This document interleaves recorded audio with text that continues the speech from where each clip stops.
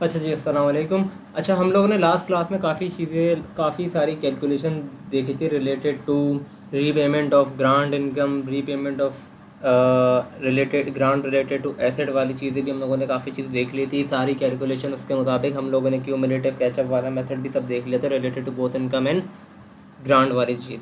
Income के अंदर तो खैर जितना डेफर्ड नहीं हुआ होता, जितना हम लोगों ने रिकॉर्ड कर लिया था उसको डायरेक्टली हम कम करके और फिर मज़ीद एक्सपेंस आउट कर लेते। लेकिन इन केस ऑफ एसेट के अंदर सिनेरियो क्या था, क्यूमुलेटिव कैचअप वाला सीन था, जिसके अंदर हमें क्या करना था, जितनी हम लोगों ने फिर डेप्रिसिएशन कम रिकॉर्ड की थी इतना ही वापसी डेप्रिसिएशन रिकॉर्ड करते। हम क्या अज्यूम करते कि अगर ये ग्रांट ना मिली होती, ये अपनी दिमाग में रख के चलते हैं। फिर क्यूमुलेटिव कैचअप मेथड का जो बैक पे जो असम्पशन है वो ये होती है कि अगर ये ग्रांट हमें नहीं मिली होती तो फिर हम क्या करते, तो जितनी हम जब जब हमारे पास ग्रांट कम जितनी से कम मिली होती तो हम उसको क्या लेके चलते कि भाई इतने से हमें ग्रांट कम मिली है, तो उतने से फिर हम अपनी डेप्रिसिएशन को एडजस्ट करते हैं, अपनी carrying amount of the asset को एडजस्ट कर रहे होते हैं।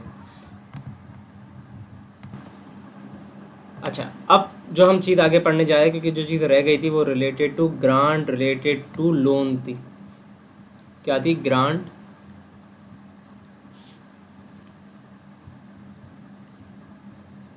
रिलेटेड टू लोन थी। तो हमने ये चीज़ थ्योरी वाइज तो कवर कर ली थी कि दो तरीके से हमें लोन मिल रहे होते। एक तो सब्सिडाइज लोन होता है कि मार्केट से कम रेट पे हमें लोन मिल रहा होता है, और दूसरा क्या होता है, फॉरगिवेबल लोन होता है, जिसके अंदर अगर कोई कंडीशन कोई चीज़ अटैच है वो हमने पूरी कर ली तो फिर हमें मज़ीद उसकी कोई पैसे वापसी लोन के नहीं देने होंगे। अच्छा, अब फॉर एग्ज़ाम्पल हमें एक लोन मिला है कितने का? 8 लाख रुपए का हमें लोन मिला है। ठीक हो गया। और हमारे पास जो रेट इसके साथ अटैच हुआ है, जो हमसे गवर्नमेंट लेगी, वो 6% है, मतलब कूपन रेट जो हमसे ले रही होगी 6%। लेकिन जो सिमिलर नेचर का, सिमिलर टर्म्स में अगर मार्केट से लोन लेते हैं तो हमें मार्केट का रेट मिलता कितना? 10%। और टर्म कितनी है लोन की? इस लोन की टर्म्स है 3 ईयर्स। तो हमें क्योंकि हमें मार्केट से कम रेट पे लोन मिला है, तो हमारा इफेक्टिव इंटरेस्ट रेट जो हम यूज़ करेंगे वो मार्केट रेट इंटरेस्ट वाला यूज़ कर रहे होंगे। तो हम क्या निकालेंगे? क्योंकि हमारा रेट, मार्केट रेट और कूपन रेट डिफरेंट है, तो हमें क्या निकालनी पड़ेगी? पहले प्रेजेंट वैल्यू निकालनी होगी आज के टर्म में जो इस लोन की बनती है। और फेयर वैल्यू हम निकालेंगे किस चीज़ की? लोन की। तो लोन की फेयर वैल्यू कैसे निकलती है? Present value of all future cash flows आज के टाइम में। 1 2 3 साल की हमारे पास लोन है, हमारे पास कितने कैश फ्लोज हैं? हमारे पास कितने कैश फ्लोज हैं? लोन कितने का है? 8 लाख का है। तो 8 लाख को आप ज़रा 6% से मल्टीप्लाई कर लें, 48,000। 48,000 हमारे पास कैश फ्लो आएंगे तीनों साल के, और आखिरी में cash flow plus repayment of loan आ रही होगी। अभी हम ये सब्सिडाइज लोन वाला केस देख रहे हैं, ठीक है। और प्रेजेंट वैल्यू किससे निकल के आ रही होगी? हमारी present value at a rate of 10%।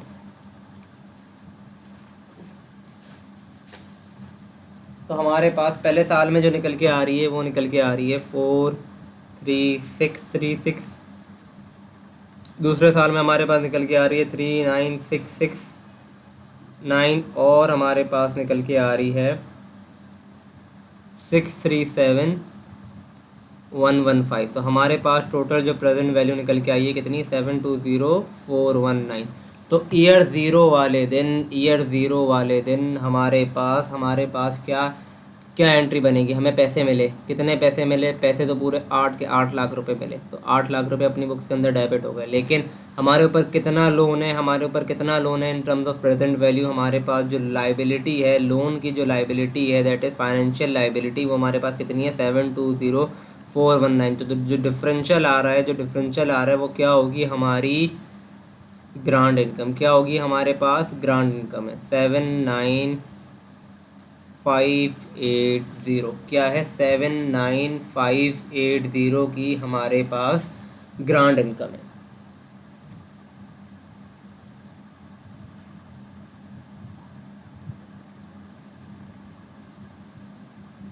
अच्छा, अब अगर तो ये जो लोन है इस पर कोई कंडीशन अटैच नहीं है, हमें नॉर्मल लोन मिला है, तो ये एज अ ग्रांड इनकम हमारी पीएनएल में फ़ौरन रिकॉर्ड हो जाएगी, क्योंकि कोई कंडीशन अटैच नहीं है।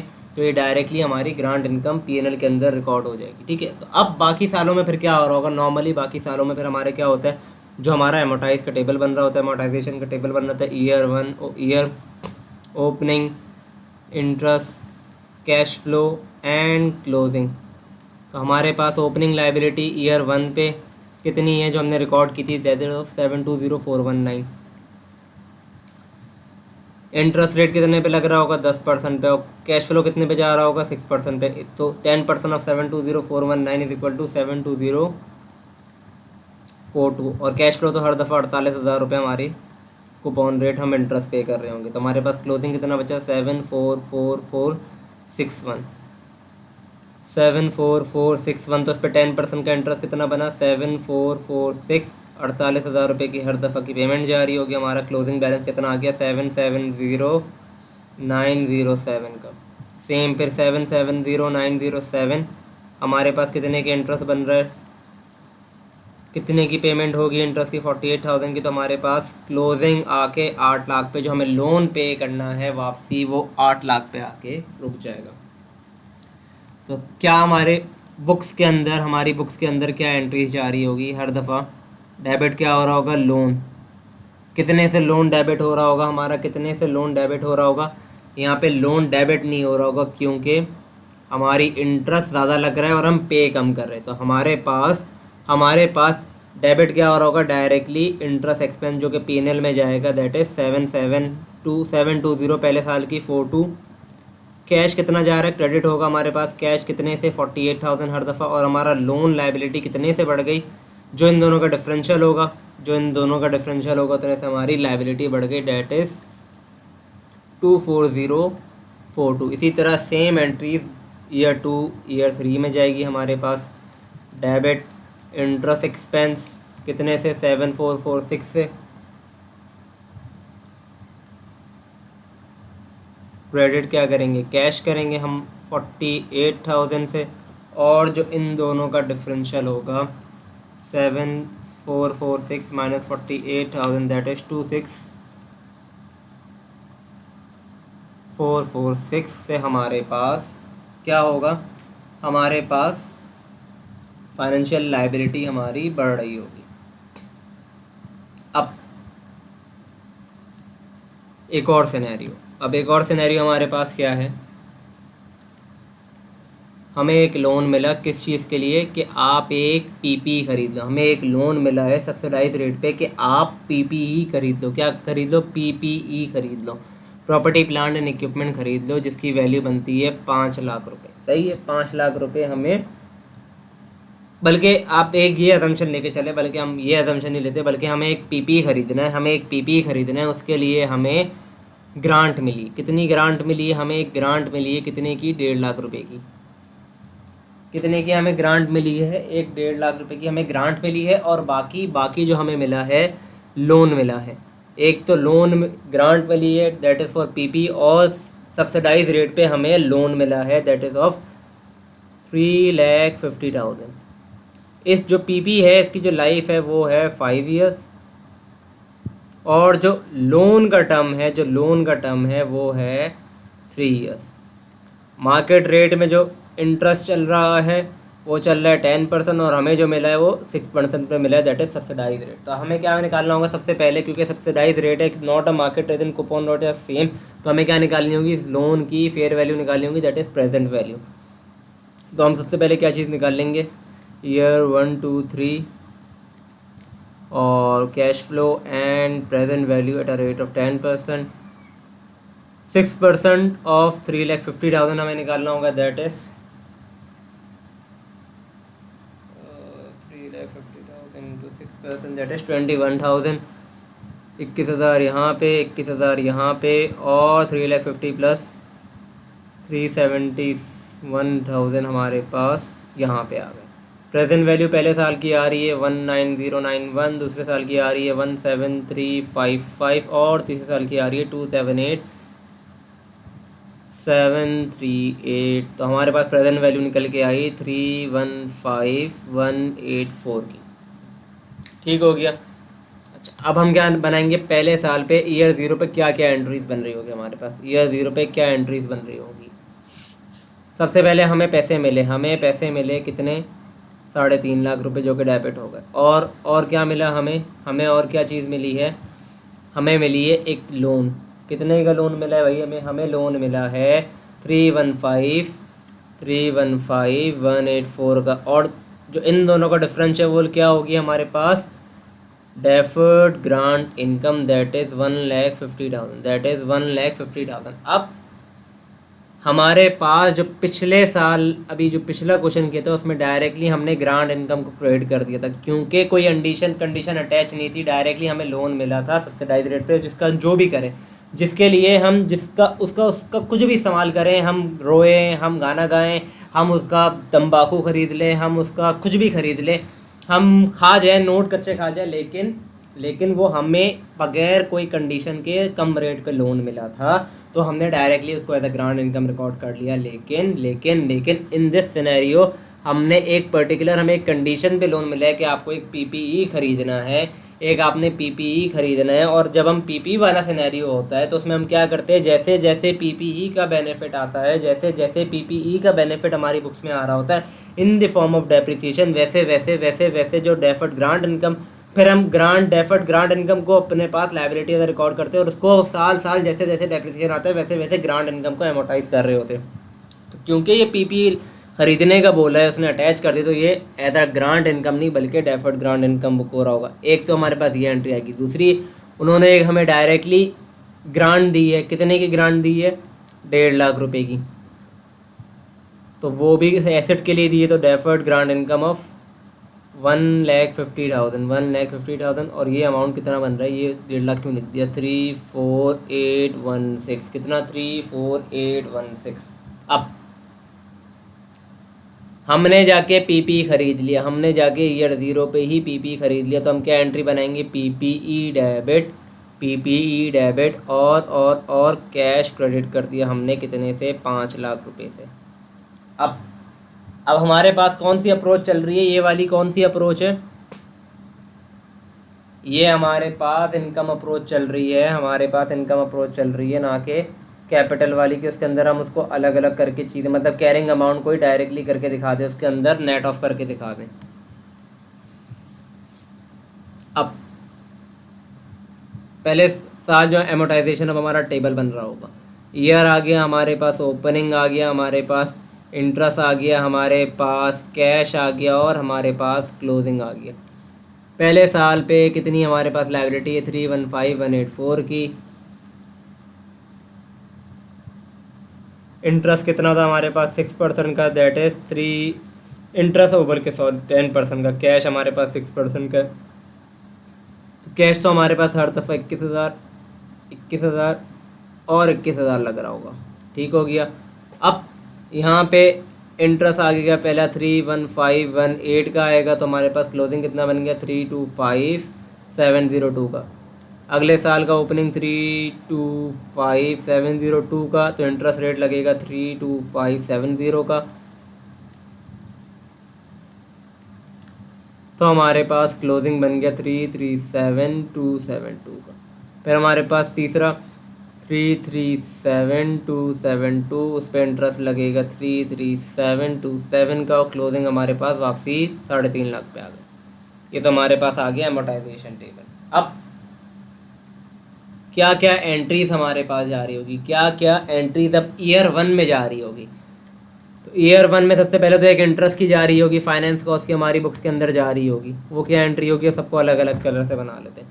पहले साल इंटरेस्ट एक्सपेंस जा रहा होगा, पहले साल इंटरेस्ट एक्सपेंस जा रहा होगा, कितना जा रहा होगा, 3131518 का, कितने का, 31518 का। और क्या है, हमने पैसे दिए, कितने पैसे दिए, 21,000 रुपये दिए, 21,000 निकल गए, और हमारी फाइनेंशियल लायबिलिटी बढ़ गई क्योंकि हमारी बुक्स में इंटरेस्ट ज़्यादा से जा रहा है, कैश हमने कम दिया, तो फाइनेंशियल लायबिलिटी क्रेडिट हो गई हमारे पास, कितने से,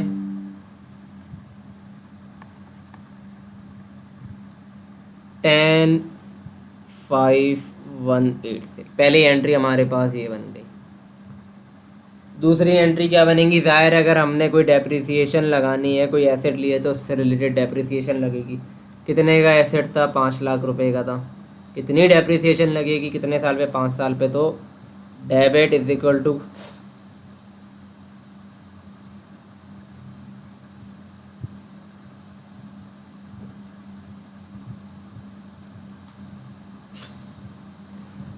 डेप्रिसिएशन एक्सपेंस हमारे पास आ गया कितने से, 1,00,000 रुपये से डेप्रिसिएशन एक्सपेंस आ गया, और क्रेडिट क्या होगा, allowance for depreciation that is by 1,00,000। और हमने एक और चीज़ क्या पढ़ी थी, grant in relation to PP. जैसे जैसे जैसे हमें डेप्रिसिएशन अपनी बुक्स में लेके जाएंगे वैसे ही वैसे उससे रिलेटेड ग्रांट अपनी बुक्स में लेके जाएंगे। तो 1,50,000 रुपये की ग्रांट थी जो कि अलग से मिली थी, और हमें क्या मिला था, ग्रांट जो कि हमने इधर भी रिकॉर्ड की थी, क्योंकि जो डिफरेंशियल है वो भी ग्रांट है, तो डेफर्ड ग्रांट इनकम बुक किया हमने, क्योंकि हमें सब्सिडाइज रेट पे मिला, that is 34816, that is 34816 plus कर ले 15 के अंदर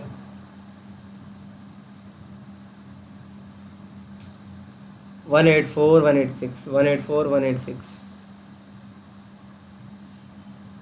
डिवाइडेड बाय 5 करेंगे तो हमारे पास कितना अमाउंट निकल के आ रहा है, 368,368,37।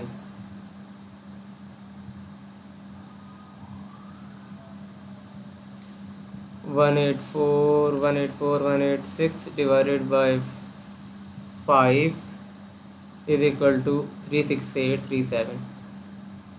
3 साल पे क्यों नहीं रिकग्नाइज हो रही, 5 साल पे क्यों रिकग्नाइज हो रही है, क्योंकि इन रिलेशन टू पीपी, जैसे जैसे पीपी से बेनिफिट मिलेगा वैसे वैसे ग्रांट जाएगी, ना कि टर्म्स के हिसाब से। तो हमारे पास पहले साल में क्या आ रही होगी, डेफर्ड ग्रांट इनकम डेबिट हो रही होगी जो अपनी बुक्स में रिकॉर्ड की हुई as a liability, that is by 36837 से, और क्रेडिट क्या हो रही होगी, ग्रांट इनकम बाय 36837 से। ठीक हो गया। अच्छा, अब ये हमारे पास कौन सा सिनेरियो देखा हमने, ये वो सिनेरियो था in relation to subsidise loan, जहाँ पे एक तो ग्रांट अनकंडीशनल मिली थी हमें, और एक जहाँ हमने कंडीशनल देख दी। फॉर एग्जांपल हमें कोई पीपी बनाना है, कुछ बनाना है, सही हो गया। अब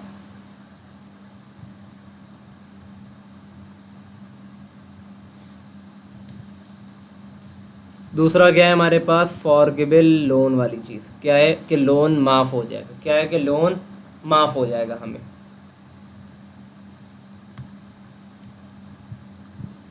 हमें एक लोन मिला 2,00,000 रुपए का, ठीक है, और इसमें से कितना परसेंट फॉरगिवेबल है, इसमें से है फॉरगिवेबल कितना, 40%। कितना है, 40%।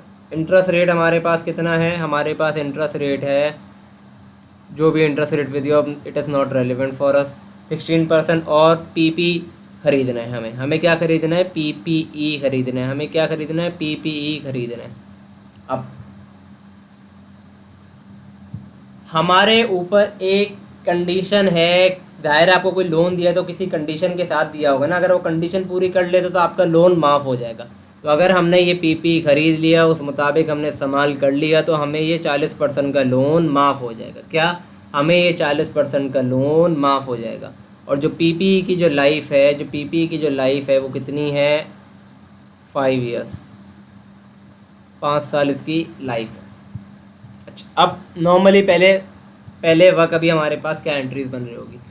फॉर एग्जांपल अगर मैं कहूँ कि भाई ये जो मुझे लोन मिला है, आप समझे 1 जनवरी 2022 को, और आज चल रहा है क्या, 30 सितंबर पे जाके हमने ये लोन ख़रीदा, पीपी ख़रीदा। कब ख़रीदा है हमने, 30 सितंबर पे जाके हमने ये पीपीई ख़रीद लिया। हमारे पास क्या कंडीशन थी, हमें ये 2,00,000 रुपये का लोन मिला है, और हमारी एक कंडीशन क्या थी, इस पे कंडीशन ये थी कि भाई आप ये 2,00,000 रुपये जाके से, इस 2,00,000 रुपये से आप अपना पीपी खरीद लेंगे, जो कि 6,00,000 रुपये का आ रहा है, इसमें से 2,00,000 रुपये हमारी तरफ से।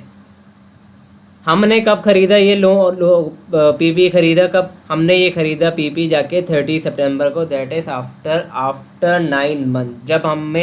जब हमें लोन मिल गया था 1 तारीख को, उसके 9 महीने बाद जाके हमने ये पीपी ख़रीदा। सही हो गया।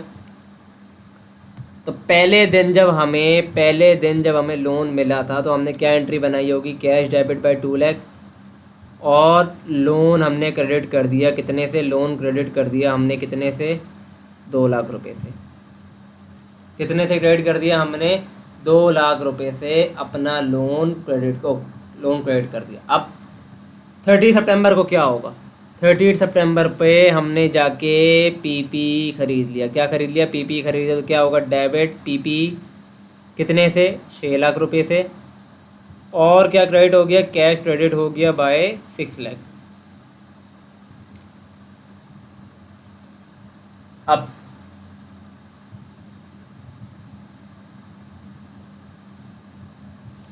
अब हमारे पास क्या सिनेरियो है? 30 सितंबर अब आ गया, समझिए 31 दिसंबर। क्या आ गया? अब हमारे पास आ गया 31 दिसंबर।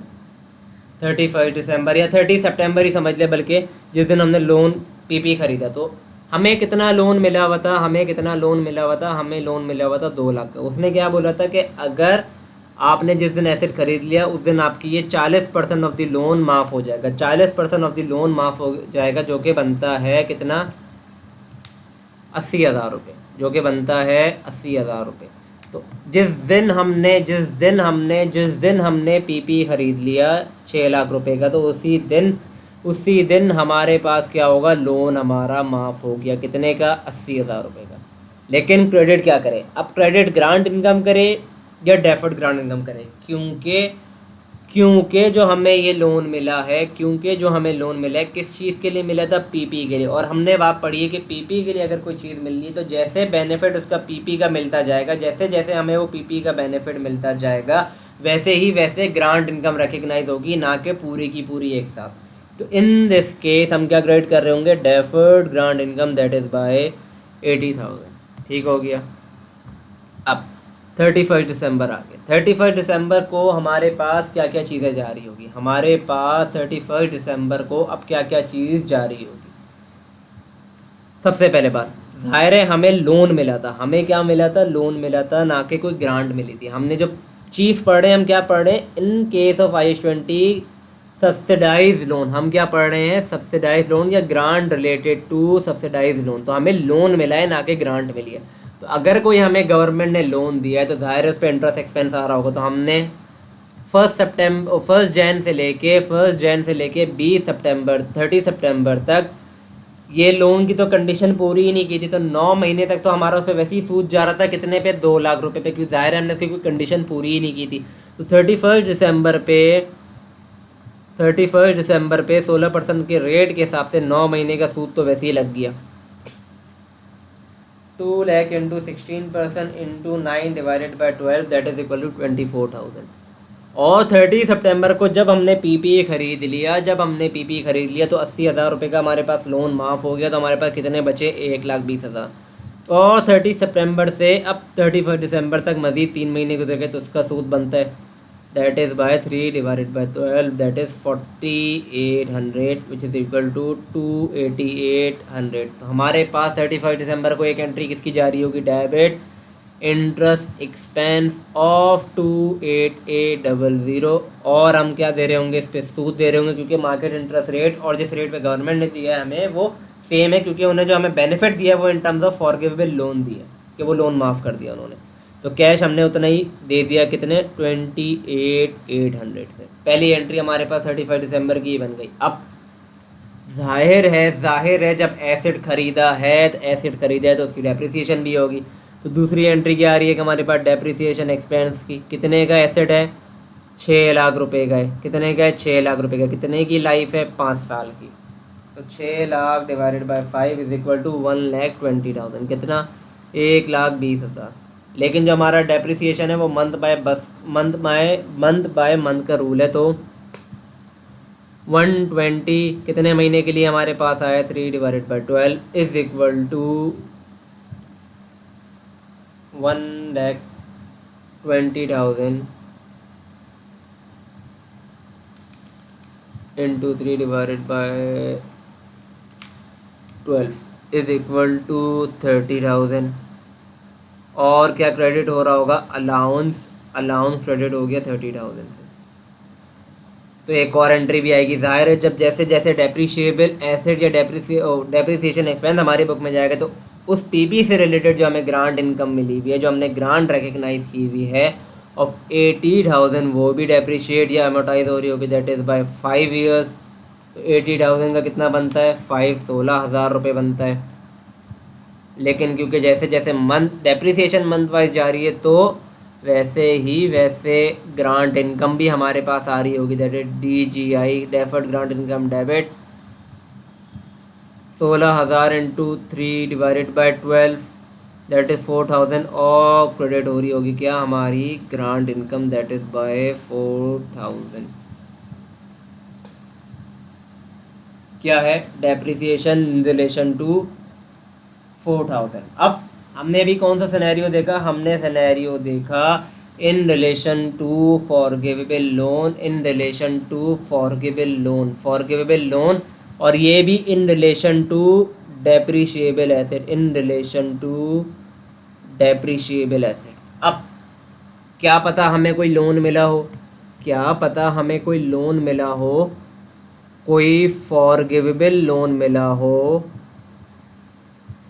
इन relation to non depreciable asset, जो एसेट डेप्रिशिएट ही ना हो, जो एसेट हमें डेप्रिशिएट ही ना हो, उनके लिए अब लोन मिला है हमें। अब हमें कोई डायरेक्टली कौन सा नॉन डेप्रिशिएबल एसेट दे दिया, अब हमें उठा के कौन सा ऐसा नॉन डेप्रिशिएबल एसेट दे दिया जो कि हम अपनी बुक के अंदर रिकॉर्ड करें, या हमें कोई ऐसी चीज़ दे दी है। अगर मैं कहूँ हमें कोई लैंड दे दी, उन्होंने कोई जगह दे दी है इस्तेमाल करने के लिए। अब ज़ाहिर है अगर हमें कोई लैंड मिल गई है, हमें कोई लैंड मिल गई है, और हमने ये बात पढ़ी हुई भी थी कि अगर कोई हमें नॉन मॉनेटरी ग्रांट एसेट मिल रहा है, बल्कि मैं ये लिख भी देता हूँ पहले यहाँ पे बात, नॉन मॉनेटरी ग्रांट्स अगर कोई है, a non-monetary grant may be transferred by government to an entity as a grant. For example, a piece of land or any other resources.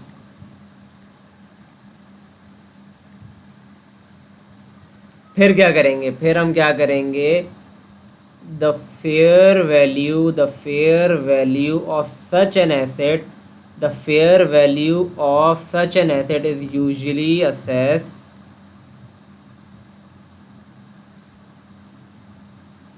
and this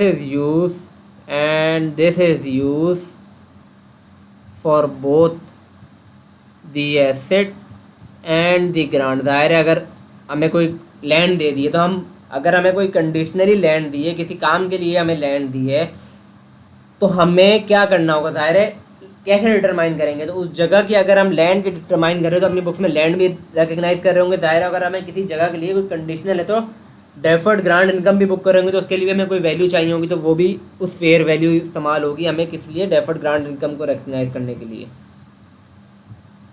अगर कोई अवेलेबल ना हो तो ऑल्टरनेटिवली हम क्या यूज़ करेंगे, कोई नॉमिनल सी अमाउंट यूज़ कर लें।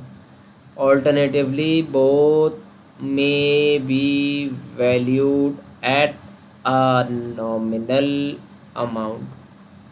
ठीक हो गया।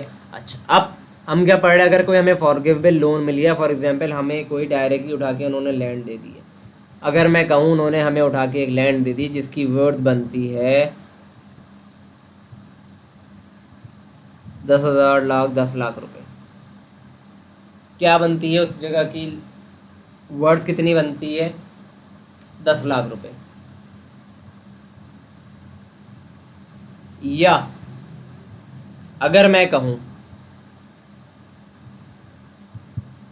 उन्होंने हमें कोई जगह नहीं दी, हमें उन्होंने पैसे दिए, उन्होंने हमें पैसे दिए, कितने पैसे दे दिए उन्होंने हमें, 10 मिलियन दे दिए। किस चीज़ के लिए, कोई ऐसी चीज़ खरीदने के लिए जो कि नॉन डेप्रिशिएबल है, कोई ऐसी चीज़ खरीदने के लिए जो कि नॉन डेप्रिशिएबल है, फॉर एग्जांपल लैंड, जिसकी वर्थ बनती है 15 मिलियन की।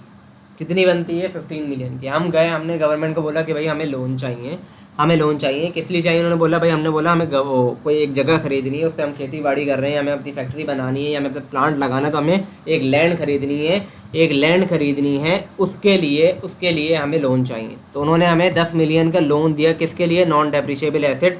ज़ाहिर है लैंड नॉन डेप्रिशिएबल है, लैंड तो कभी डेप्रिशिएट होती ही नहीं। अब तो पहले दिन अपनी बुक्स में क्या रिकग्नाइज कर रहे होंगे? लैंड को डेबिट कर दिया हमने, कितने से?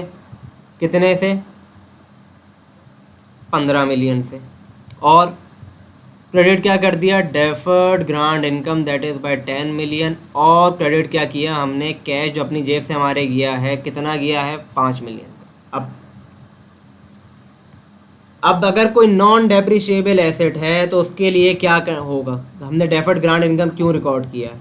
हमने डेफर्ड ग्रांट इनकम क्यों रिकॉर्ड किया है? क्योंकि नॉन डेप्रिशिएबल एसेट है। लेकिन इस नॉन डेप्रिशिएबल एसेट के लिए भी कोई अगर कंडीशन लगी हुई है, जैसे कि टाइम पीरियड है कि इतने टाइम के लिए ये आपको लोन है, अगर ये इतने टाइम के लिए आपके पास क्या है? लोन है।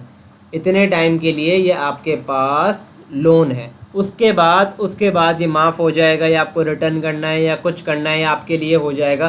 तो कोई इन्होंने टाइम अटैच किया हुआ, फॉर एग्जांपल 5 ईयर है, तो 5 ईयर्स तक ये हमारे पास डेफर्ड ग्रांट इनकम बुक होगी, ना कि डायरेक्टली ग्रांट इनकम। क्योंकि उन्होंने अटैच की हुई है क्या कंडीशन? कि आपको ये 5 साल तक जो आपने लैंड खरीद लिया है, इसके लिए आपके ऊपर कंडीशन है कि आपने जो लैंड खरीदी ये 5 साल से पहले ना बेचे। क्या 5 साल से पहले ना बेचे, या 5 साल तक उस पर कोई खेती बाड़ी करे या उसको जैसी रखनी है ऐसी रखे, लेकिन 5 साल तक आपके लिए कंडीशन है। तो ज़ाहिर है अगर 5 साल की उन्होंने कोई कंडीशन लगाई है, उसकी बेसिस पे हमें 10 मिलियन दिए, तो ज़ाहिर है वो डेफर्ड ग्रांट इनकम बुक कर रहा होगा।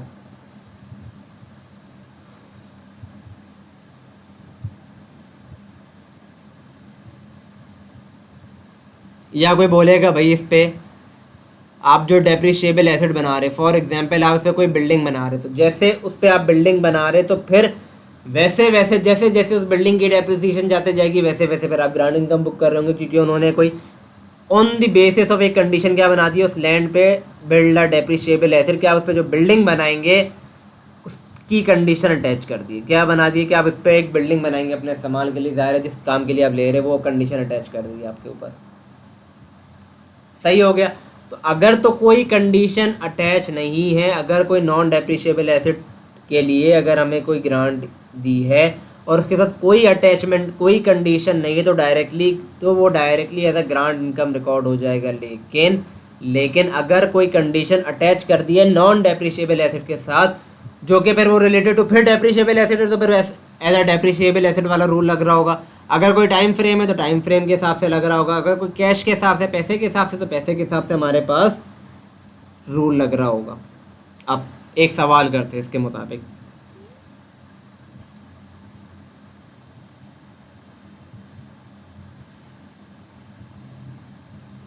गवर्नमेंट ने ग्रांट दी एक कंपनी को, कितनी दी है? 6 लाख रुपए। कब दी है? 1 अक्टूबर 2019 को एक ग्रांट दिए, कितने की? 6 लाख रुपए। किस चीज़ के लिए? To purchase a plot of land, land को खरीदने के लिए कुछ पैसे दिए। अच्छा, अब हमारे पास लैंड कब खरीदी हमने? लैंड वॉज परचेज,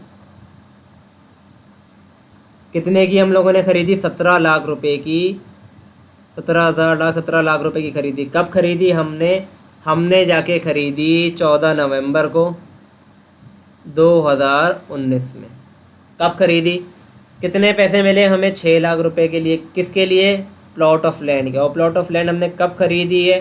14 नवंबर 2019 के। कितने की खरीदी? 17 लाख रुपए की हमने खरीद ली।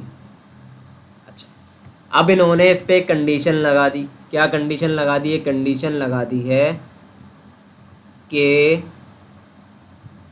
एक तो आपको एक प्राइमरी कंडीशन क्या लगाई है? प्लॉट खरीदना है या लैंड ऑफ प्लॉट खरीदना है।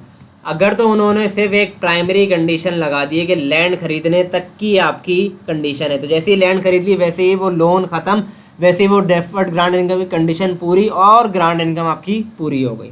क्या हो गई? ग्रांट इनकम आपने अपने पास रिकग्नाइज कर ली। लेकिन अगर अगर अगर आपके पास वो कंडीशन उन्होंने अटैच कर दी है, उन्होंने आपके साथ कोई कंडीशन अटैच कर दी है, तो फिर आप क्या करेंगे?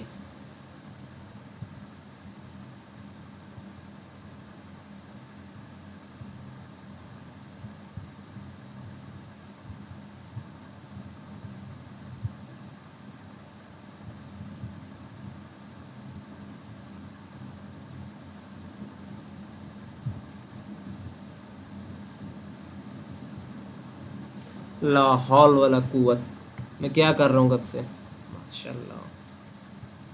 भाई ये ग्रांट है, मेरा दिमाग तो फॉरगिवेबल लोन पे अटक गया। ये grant related to non depreciable asset कब से बता रहा हूँ और मैं पता नहीं क्या कर रहा हूँ। खैर, ये हमें क्या मिल रही है, ग्रांट मिल रही है। मैं इसको लोन लोन लोन कब से दिमाग के अंदर चल रहा है मेरे। खैर, सेकेंडरी कंडीशन उन्होंने हमारे साथ क्या अटैच कर दी है, उन्होंने सेकेंडरी कंडीशन जो हमारे साथ अटैच की है वो किस चीज़ के कर दी है कि भाई एक तो आपने क्या करना है भाई, प्राइमरी कंडीशन भी लिखी दूँ ना भाई। प्राइमरी कंडीशन क्या है कि आपको प्लॉट परचेज करना है, लैंड ऑफ प्लॉट परचेज करना है। अगर तो सिर्फ ये प्राइमरी कंडीशन ही होती तो आप डेफर्ड ग्रांट इनकम को डायरेक्टली फिर फ़ौरन रिकग्नाइज कर लेते। जो आपने डेफर्ड ग्रांट इनकम बुक की थी, जैसे ही प्राइमरी कंडीशन, जैसे ही प्लॉट खरीदा, वो पूरे का पूरा हमने रिकॉर्ड कर लिया। लेकिन अब सेकेंडरी कंडीशन उन्होंने क्या लगाई है कि भाई आपने एक जो बंजर आप लोगों ने जो लैंड खरीदी है उस पर जो फालतू की क्या उगी हुई है, फालतू की जो हरियाली उगी हुई है, झाड़ें उगी हुई है, वो सारी क्लियर कर दो। क्या कर दो, सारी क्लियर कर दो। बस ये उन्होंने एक कंडीशन लगा दी हमारे पास।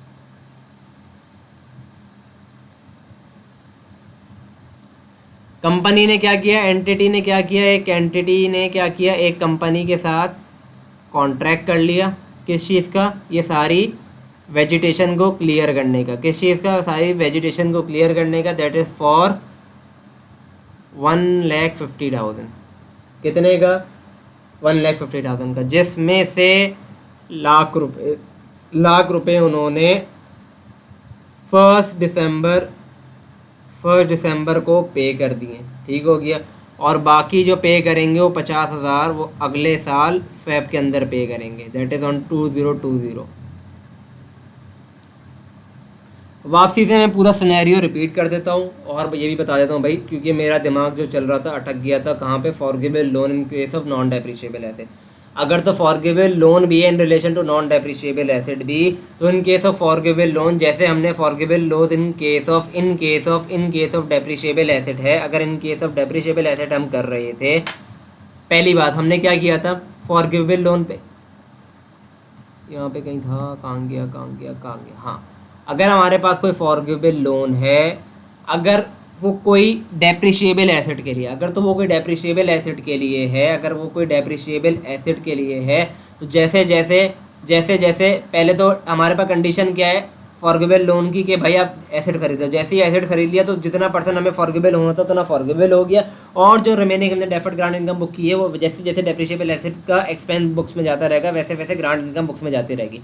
अगर forgivable loan in case of non depreciable asset है, तो जैसे ही वो एसेट खरीद लिया तो एक तो लोन भी माफ, और इन रिलेशन टू उसके रिलेशन अगर कोई नॉन डेप्रिशिएबल एसेट है और उससे रिलेशन कोई कंडीशन अटैच नहीं है, तो पूरी की पूरी डेफर्ड ग्रांट इनकम हमारे पास बुक हो जाएगी। क्या, पूरी की पूरी हमारे पास डेफर्ड ग्रांट इनकम बुक हो जाएगी।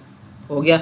अगर नॉन डेप्रिशिएबल एसेट है और उस पर ये सेकेंडरी कोई कंडीशन है कि हमें उस पर कोई डेप्रिशिएबल एसेट बनाना, तो फिर जैसे जैसे वो कंडीशन पूरी होगी, एक तो वो, और फिर नॉन डेप्रिशिएबल एसेट का जैसे जैसे डेप्रिशिएशन एक्सपेंस जाता रहेगा, उस पर जो बिल्डिंग बनाई है फिर वैसे वैसे ग्रांट इनकम रिकग्नाइज हो रही होगी।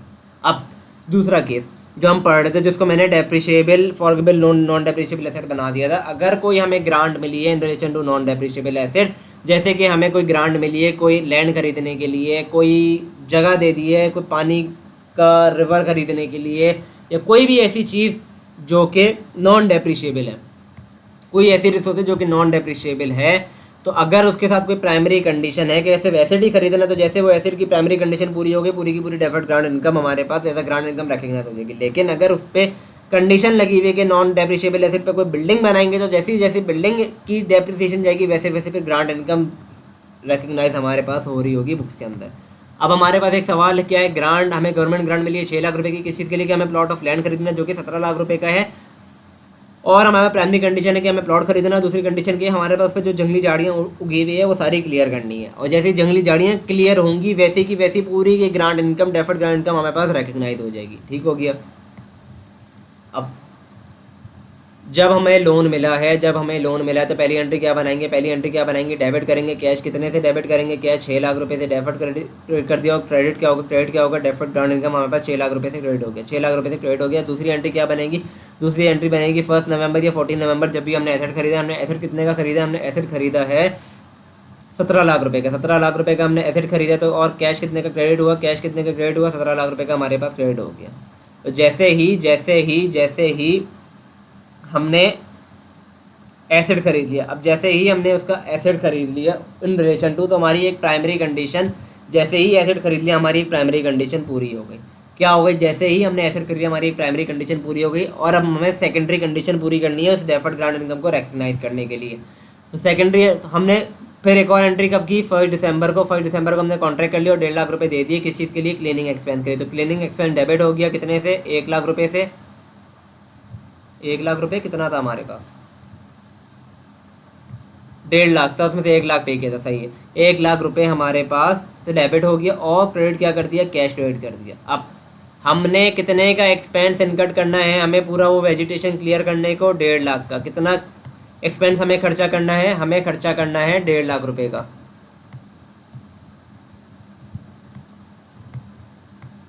1.5 लाख रुपए का, और हमने उस पे से अभी तक कितना % खर्च कर लिया है, हमने 1.5 लाख में से 1 लाख खर्च कर लिया, जो कि बनता है 66.67%। तो जितना हमने उससे रिलेशन एक्सपेंस बुक कर लिया है, उससे रिलेशन उस सेकेंडरी कंडीशन से रिलेटेड जितना % हमने एक्सपेंस बुक कर लिया है, उतना % ही हम क्या कर रहे होंगे, उतना % ही जो हमने डेफर्ड ग्रांट इनकम बुक की हुई है, उतनी ही हम कितनी उसी % की बेसिस पे अपनी बुक्स में ग्रांट इनकम बुक कर रहे होंगे। तो हमने कितने का एक्सपेंस बुक कर लिया, 1 लाख रुपए का। तो दूसरी एंट्री हमारे पास क्या बन रही होगी, ग्रांट इनकम की। तो डेफर्ड क्या करेंगे, डेफर्ड ग्रांट इनकम डेबिट करेंगे कितने से, 6 लाख रुपए को मल्टीप्लाई करेंगे 66.67% से, जो कि बनती है 4 लाख रुपए समथिंग। और क्रेडिट क्या होगा, ग्रांट इनकम क्रेडिट हो गई हमारे पास 4 लाख रुपए से। अब अगर मैं जाऊं अगले साल पे, अगर मैं कहूं अगले साल की एंट्री, जब हम फरवरी में जाके उसको बाकी पैसे दे रहे होंगे, that is cleaning expense debit हुआ 50,000 रुपये से और क्रेडिट हुआ कैश, तो बाकी जो रिमेनिंग डेफर्ड ग्रांट इनकम है 2 लाख रुपए की, वो भी रिकग्नाइज हो जाएगी हमारे पास 2 लाख रुपए से। ठीक हो गया। तो ये हमारे पास जितनी भी चीज़ें थी वो इन रिलेशन टू कैलकुलेशन वाला पार्ट था। डेफर्ड ग्रांट या ग्रांट IS-20 से रिलेटेड, जो कि ग्रांट से रिलेट करता है, लाहौल वाला कुव्वत। अब थोड़ी थ्योरी भी देख लेते हैं कि भाई हम लोगों ने जो अब तक पढ़ ली चीज़ें, उसके अंदर क्या क्या चीज़ें थी।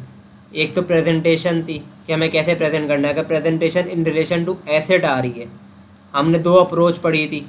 कौन सी 2 अप्रोच थी, एक तो हमारे पास कैपिटल अप्रोच थी और दूसरी थी इनकम अप्रोच। कैपिटल अप्रोच में और इनकम अप्रोच में हम क्या करते थे, अलग से क्या करते थे, रिकग्नाइज करते थे किस चीज़ को, ग्रांट को, एज डेफर्ड इनकम। दूसरी हमारे पास क्या अप्रोच थी, हम डायरेक्टली ख़त्म कर देते थे जो एसेट हमने खरीदा उसको, उसमें से ही नेट ऑफ कर देते थे ग्रांट को। That is deduct the grant in arriving at the carrying amount of the asset। ये चीज़ हमने देखी। और क्या देखा हमने, प्रेजेंटेशन दूसरी चीज़ किससे रिलेशन थी। अगर कोई हमें किसी एक्सपेंस से रिलेटेड हमें क्या मिल रही है, ग्रांट मिल रही, तो presentation of grant related to income, उसमें भी 2 अप्रोच है। पहली अप्रोच क्या है हमारे पास, इनकम अप्रोच वाली के अलग से ग्रांट इनकम को शो करे, present as a separate credit, that is other income या ग्रांट इनकम, जो भी आपको अपनी P&L में शो करना है। या दूसरा अप्रोच, जब कैपिटल अप्रोच वाली क्या करे, डायरेक्टली उस एक्सपेंस में से वो अमाउंट कम करके शो करते, अपना एक्सपेंस कम करके शो करते, that is deduct from the related expense. और क्या चीज़ें थी हमारे पास,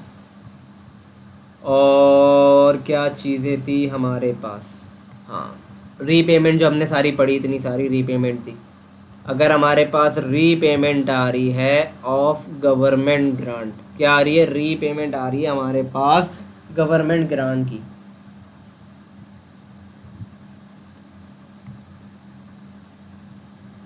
और रीपेमेंट जो गवर्नमेंट ग्रांट की होती है वो एज IF8 भी ट्रीट हो रही होती है, क्योंकि ये अकाउंटिंग एस्टिमेट के अंदर हमारे पास चेंज आ रहा होता है। क्या हो रहा होता है, हमारे पास अकाउंटिंग एस्टिमेट का चेंज आ रहा होता है। अगर हमारे पास रीपेमेंट आ रही है, रीपेमेंट आ रही है of a grant related to income, हमें अगर कोई मिली है, that is in relation to कोई एक्सपेंसेस मिली है, तो हम क्या करेंगे इन दिस केस हम क्या कर रहे थे होते थे, हम क्या कर रहे होते थे, अप्लाई फर्स्ट अगेंस्ट एनी अनएमोटाइज, अगर कोई हमने अभी तक डेफर्ड ग्रांट इनकम अभी तक रिकग्नाइज नहीं की अपनी बुक में एज अ ग्रांट इनकम, तो उसको ख़त्म कर दो, और अगर कुछ हमने जो रिकग्नाइज कर ली थी उसके बदले के बाकी पैसे दे दो, और जो डिफरेंशियल जो हमारे पास आ रहा होता है फिर वो एज एन हम इनकम के अंदर हम अपने इनकम P&L के अंदर एज एन एक्सपेंस शो कर रहे होते हैं। फॉर एग्जांपल हमने 50 रुपये की अभी भी डेफर्ड ग्रांट इनकम बाकी थी, और हमें जो टोटल मिली थी 100 रुपये की मिली थी, तो ये 100 रुपये हम लोगों ने एज अ ग्रांट इनकम अब ऑलरेडी रिकग्नाइज कर लेते। तो हमें क्या बोला उसने, पूरे के पूरे 150 रुपये चाहिए उसको गवर्नमेंट को वापसी देने, तो 150 रुपये दिए, DGI ख़त्म किया 50 से, और ये जो 100 रुपये हम ऑलरेडी ग्रांट इनकम बुक कर ली थी, अब इसको ख़त्म कर दो एज अ P&L के अंदर एज अ एक्सपेंस शो कर दो। सही हो गया। तो apply first against any अनएमोटाइज deferred deferred income setup in respect of the grant, any excess should be recognized immediately as expense हो गया। और क्या है हमारे पास दूसरा, in relation to repayment of asset था, जिसके अंदर इतने सारे सिनेरियो थे, पूरी की पूरी वापसी हो रही है, कुछ वापसी हो रही है, repayment of grant related to an asset. हम क्या करेंगे, अगर हमें फॉर एग्जांपल 300 रुपये मिली थी, क्योंकि हमने कोई कंडीशन पूरी नहीं की, तो उसने बोला हमें वापसी के वापसी 100 रुपये दे दो, तो इस 100 रुपये से हमने PP कम रिकॉर्ड किया होगा, हमने क्या किया होगा, 100 रुपये से कम रिकॉर्ड किया होगा एसेट, तो अब इस 100 रुपये से क्या हो जाएगा, बढ़ जाएगा, क्या हो जाएगा, इस एसेट से बढ़ जाएगा। तो हम क्या करेंगे, increase the carrying amount, increase the carrying amount of the asset, और reduce the deferred income balance by the amount repayable. दायरे दोनों से क्या इम्पैक्ट आएगा हमारे पास, हमारा PP की वैल्यू में बढ़ानी पड़ेगी, और PP एडजस्ट किया है तो हमें क्या एडजस्ट करना होगा, उससे related depreciation expense, the cumulative additional depreciation that would have been recognized to date, किस चीज़ें अगर वो ग्रांट ना मिली होती या उतनी ग्रांट ना मिली होती, तो to date in the absence of the grant should immediately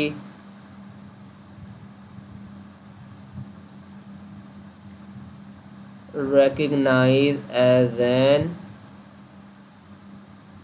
expense। और क्या पढ़ा था हमने, गवर्नमेंट असिस्टेंस क्या होती है, हाँ गवर्नमेंट असिस्टेंस क्या होती है, हमने गवर्नमेंट ग्रांट तो पढ़ लिया था, लेकिन पूरा डिस्क्लोजर हमारे पास जो IS20 है उसमें government grant and government assistance disclosures के बारे में। तो गवर्नमेंट असिस्टेंस क्या होती है, वो जो कि एक्सक्लूड होती है from the definition of government grant. Example,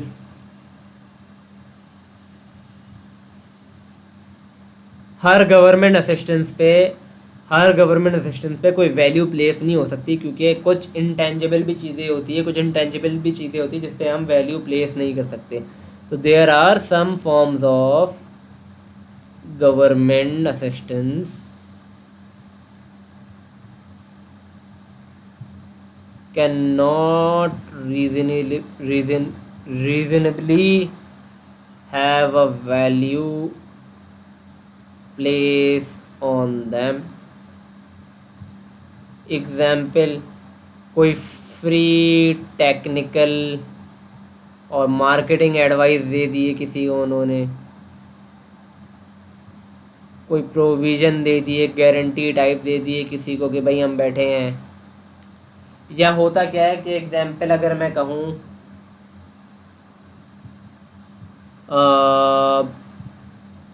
कोई इनको आईटी कंट्री या आईटी कंपनी सपोर्ट करनी है, आईटी सेक्टर को ग्रो करना है, तो उन्होंने बोला भाई आप एक काम करें, केपीके के अंदर जाके आप अपनी इंडस्ट्री सेट कर ले और हम आपको 3 साल तक टैक्स एग्जेम्पशन देंगे। क्या देंगे? टैक्स एग्जेम्पशन दिए। तो इन्होंने एक बेनिफिट दे दिया, एक असेस कर दिया, ताकि किसी चीज़ को वो ग्रो कर सका, किसी चीज़ को वो ग्रो कर सके, किसी सेक्टर को ग्रो कर सके। There is not a favour in terms of monetary terms, कि उन्होंने कोई ऐसा पैसे वैसे टाइप करके हेल्प नहीं की, लेकिन उन्होंने एक फेवर दे दिया, उन्होंने उनको एक चीज़ असेस कर दी, उन्होंने एक चीज़ तरीके से हेल्प कर दी है उन्होंने।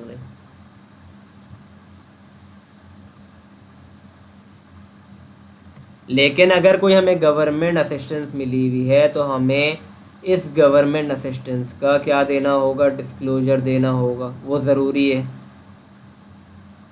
पता लगना चाहिए भाई स्टेक होल्डर्स को क्या हमें बेनिफिट मिला हुआ है। डिस्क्लोजर्स का ज़रूरी है, क्योंकि सिग्निफिकेंस की वजह से इसकी।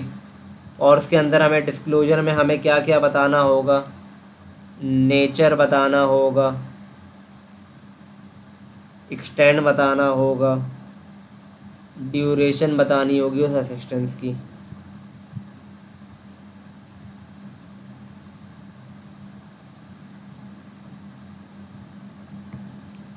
और जो नॉर्मली जो disclosure in relation to grant जाते हैं, इन रिलेशन टू IAS 20 जाते हैं, वो क्या जाते हैं? अकाउंटिंग पॉलिसी क्या है भाई हमारी, for the method of presentation, capital approach है, इनकम अप्रोच है, कौन सी पॉलिसी यूज़ की हुई है हमने, nature and extent of government grant जो कि हमने रिकग्नाइज कर ली है, और any other forms of government assistance हमें जो मिली हुई है वो बताने हैं आपको डिस्क्लोजर्स में। और क्या बताने हैं? कोई कंडीशन जो कि अभी तक अनफुलफिल्ड है, और कोई अदर कंटिजेंट्स जो कि अटैच है to recognise government assistance. Contingents बोलूँ या मैं इसको क्या बोलूँ? कंटिजेंसीज बोल दूँ, कंटिजेंसीज।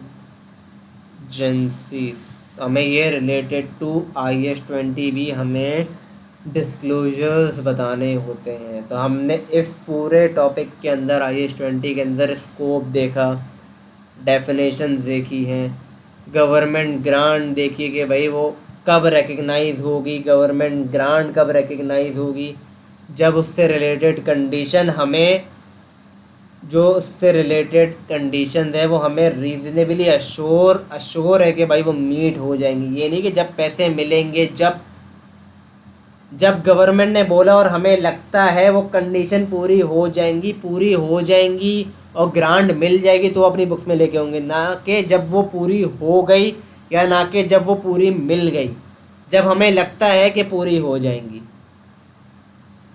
और फॉरगिवेबल लोन देखा, अकाउंटिंग ट्रीटमेंट देखी हमने, grant relation to non depreciable asset देखें, सीरीज ऑफ कंडीशंस देखी, कोई एक्सपेंस जो कि पास इवेंट में इनकर्ड हो गया हो, जो कि फ्यूचर इवेंट में इनकर्ड हो गया हो, reversal of grant in relation to expense देखा, reversal of grant in relation to asset expenses asset देखा, grant relation to non depreciable asset देखा, किस तरीके से उसको प्रेजेंट करना है उसके मेथड्स देखे हमने, रीपेमेंट वाली चीज़ें देखी सारी हम लोगों ने।